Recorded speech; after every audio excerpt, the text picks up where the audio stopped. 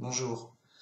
Euh, Jésus nous demande de rechercher premièrement le royaume et la justice de Dieu. Et donc c'est quelque chose de prioritaire. Et qu'est-ce que ça veut dire au juste concrètement? Déjà, il faut se rendre compte qu'on est dans le royaume et la justice des humains. C'est-à-dire que au début, donc à cause du péché d'Adam et Ève, les humains ont été rejetés, ont été séparés de Dieu, et donc ils ont été chassés du royaume de Dieu, qui était sur terre dans le jardin d'Éden. Ils ont été chassés du jardin d'Éden, un ange a été mis en garde pour les empêcher de revenir. Donc ils étaient livrés à eux-mêmes, perdus. Et justement la condition humaine, c'est qu'on soit tous perdus et mortels. On a perdu la vie éternelle, on a perdu la direction de Dieu. Donc, étant livrés à nous-mêmes, en fait, on est sous la direction, notre propre direction, la direction des humains. Du coup, on est dans le royaume des humains, avec la justice des humains, l'organisation des humains. Quand on dit royaume, il faut entendre l'organisation d'autorité. Et justice, c'est aussi une organisation sociale pour les fautes, l'ordre. C'est l'ordre social, quelque part. Donc, nous sommes perdus et mortels dans l'organisation et l'ordre humain, des humains, dirigés par les humains.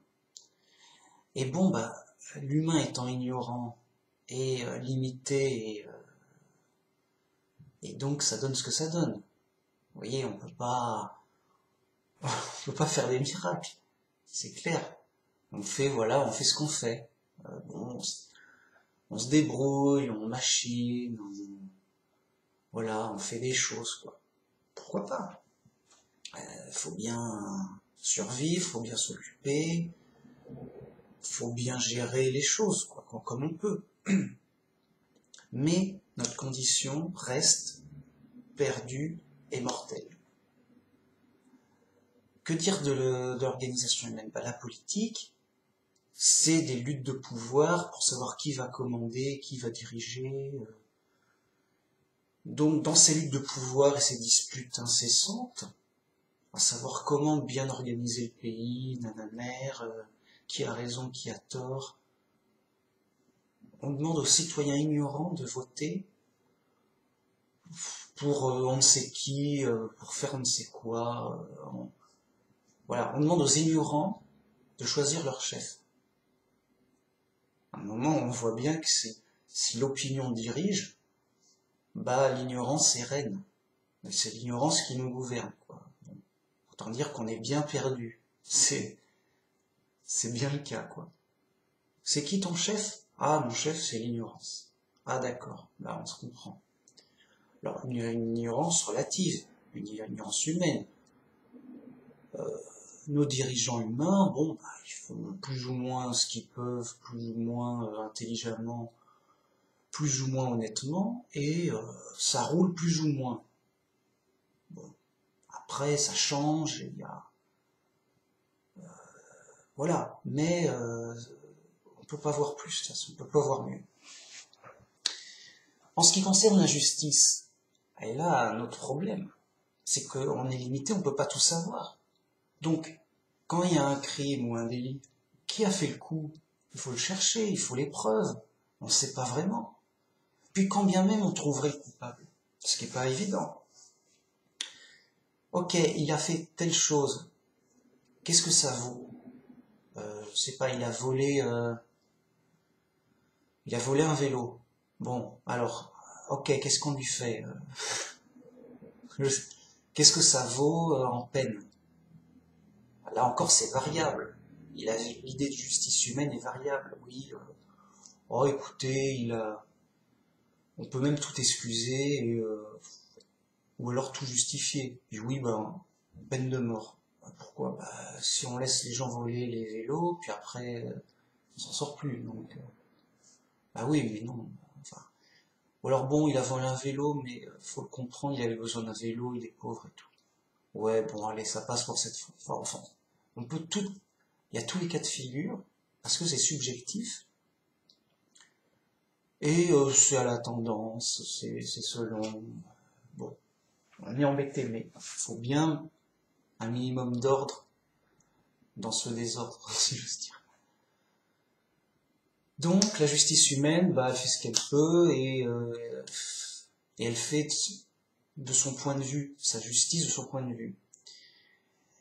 Alors, Jésus nous dit de chercher premièrement le royaume et la justice de Dieu.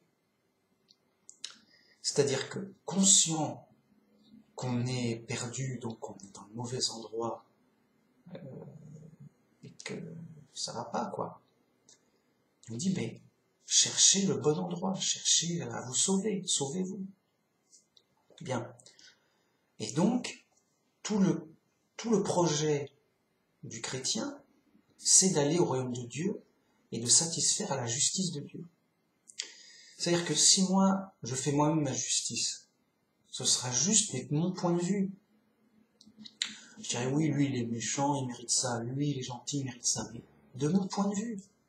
Ça sera mon organisation à moi, selon mon point de vue, mes préférences, mes goûts. C'est subjectif. Et forcément, fatalement, c'est biaisé, c'est faussé, c'est limité. Alors que l'organisation et la justice de Dieu, du point de vue de Dieu donc, c'est une organisation qui englobe l'univers, qui est globale, qui est énorme, qui est justement, c'est la bonne organisation, c'est la bonne justice.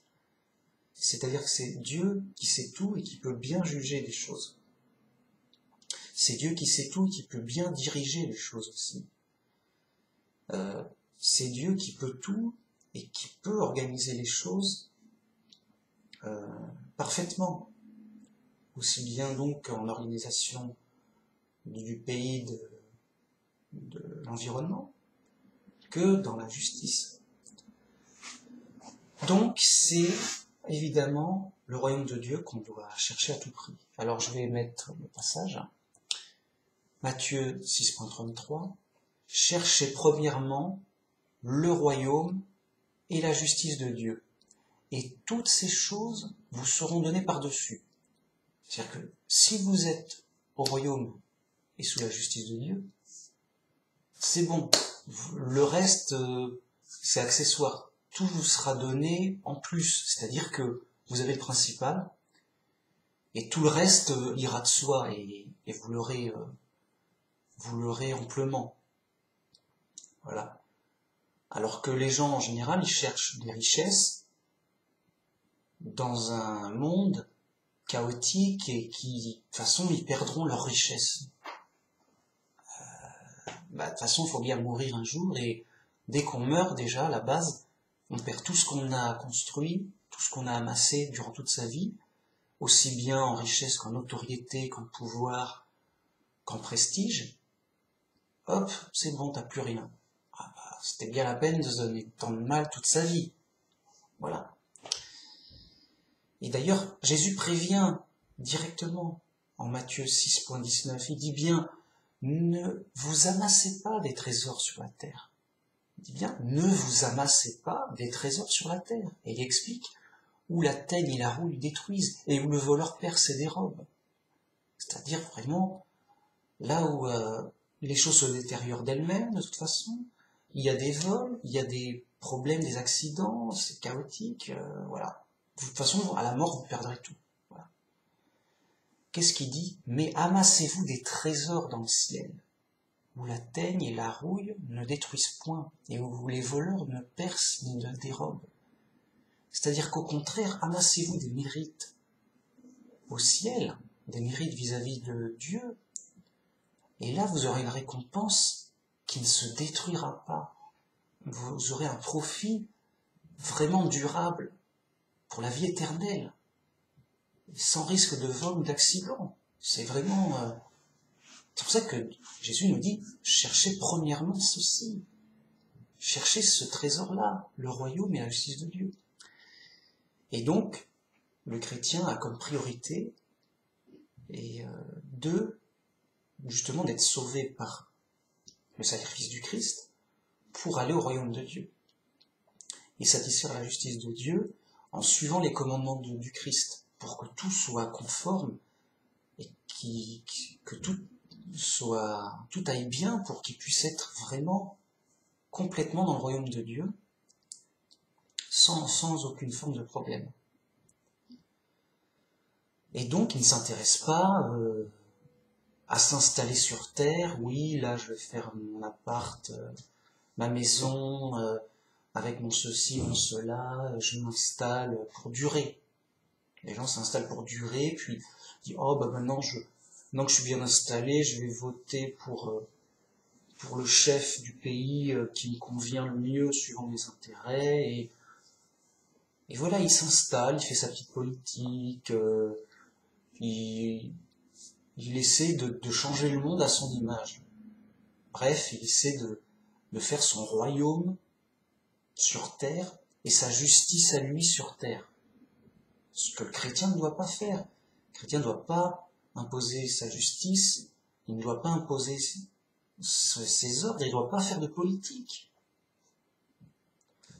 Jésus disait, mon royaume n'est pas de ce monde. Nous, on est là que de passage, on est là dans l'épreuve. À cause du péché, nous sommes là dans l'épreuve, justement perdus et mortels à cause du péché. Et nous, notre seul objectif, c'est d'en sortir, c'est tout. C'est pas de s'y installer, c'est pas de changer le monde en paradis, ça n'a pas de sens. Ça, c'est les fous qui ont ça comme projet. Mais laissez-leur à leur folie. Nous, on sait bien que c'est impossible. De toute façon, il y aura Armageddon où Dieu va tout détruire. Donc c'est déjà clair, c'est plus qu'annoncé. Non, le chrétien, il ne s'attache pas aux choses du monde, il ne s'amasse pas des trésors dans le monde, mais il s'intéresse aux trésors dans le ciel. Car Matthieu 6.21 écrit « Car là où est ton trésor, là aussi sera ton cœur. » En effet, si on aime les choses du monde, si notre cœur est dans le monde, on est ami du monde, on se fait ennemi de Dieu, notre cœur n'est pas au ciel, notre cœur n'est pas vers Dieu, pour Dieu. Donc il y a un moment, il faut savoir ce qu'on aime. Si on aime tant le monde, restez-y. J'ai envie de dire, pour les fous qui sont dans le monde, qui s'intéressent au monde, qui veulent diriger le monde, restez dans le monde. J'ai envie de dire, voilà, vous avez ce que vous voulez, ok. Mais un chrétien, il voit bien que c'est le chaos, que c'est le désordre, que c'est au contraire la mort, l'aveuglement. On est dans la mort, on est perdu et mortel, dans les ténèbres, dans le noir, voilà, au secours. Non, on a vraiment besoin d'un sauveur qui nous sorte vraiment de là pour nous amener réellement dans le royaume et la justice de Dieu, où tout sera parfait avec la vie éternelle. D'ailleurs, Ésaïe 33.6 dit « Tes jours seront en sûreté, la sagesse et l'intelligence sont une source de salut. La crainte de Jéhovah, c'est là le trésor de Sion. » Sion, c'était la colline où il y avait Jérusalem, c'est-à-dire, à l'époque, c'était le royaume de Dieu dans le sens terrestre, puisque Dieu était le roi d'Israël et de Jérusalem. Donc c'est là le trésor du royaume de Dieu. C'est que tes jours seront en sûreté et la sagesse et l'intelligence sont une source de salut. C'est-à-dire que la sagesse, c'est bien comprendre, et l'intelligence, de bien comprendre notre situation, de bien comprendre ce dont on a besoin et du salut qu'on a besoin, et de bien l'utiliser, ça nous amène au salut. Et la crainte de Dieu, c'est là le trésor. Car c'est justement ce qui nous mettra à être conformes à la justice de Dieu et à pouvoir chercher et entrer dans le royaume de Dieu. Donc, on doit premièrement chercher notre salut, pour pouvoir rentrer dans le royaume et la justice de Dieu. Pour ça, on a besoin de sagesse et d'intelligence, et de se rendre compte qu'on est perdu et qu'on a besoin d'un sauveur. Donc, forcément, de se dire, mais j'ai besoin d'un sauveur, et justement, Dieu m'envoie Jésus comme sauveur. Il se sacrifie, il sacrifie exprès sa vie pour nous sauver. On n'a pas le droit de l'ignorer. On n'a pas le droit de dire, oui, bah écoute, sacrifie ta vie si ça t'amuse, moi j'ai d'autres choses à faire. C'est juste impossible à dire. C'est vraiment renier le cadeau de Dieu pour notre salut. Et ça perd à coup sûr. Non, si Dieu a sacrifié son Fils, c'est vraiment que c'était important, urgent et nécessaire pour être conforme à la justice de Dieu, pour notre salut. Donc c'est indispensable. Et la personne donc sage et intelligente se rend bien compte que c'est l'évidence même qu'elle a besoin de ce sauveur pour retrouver enfin le royaume et la justice de Dieu. Alors, autant les points de vue humains sont limités et relatifs, autant, justement, qu'on recherche Dieu, on voit que Dieu, il est dans un autre domaine, il est omniprésent et tout-puissant, ce qui fait qu'il contrôle tout. Déjà maintenant, il contrôle tout.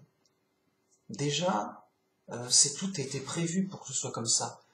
Nous sommes libres, et nous sommes dans l'épreuve. Et dans cette épreuve, ignorant que nous sommes, on va être jugé sur nos actes et sur notre foi. Car là, on est libre, on peut croire ce qu'on veut, on peut faire ce qu'on veut, et ça vient de nous-mêmes. À moins qu'il y ait, sans qu'il y ait forcément de contraintes extérieures. Parce que s'il y a une contrainte extérieure, c'est la personne qui nous contraint qui est la responsable.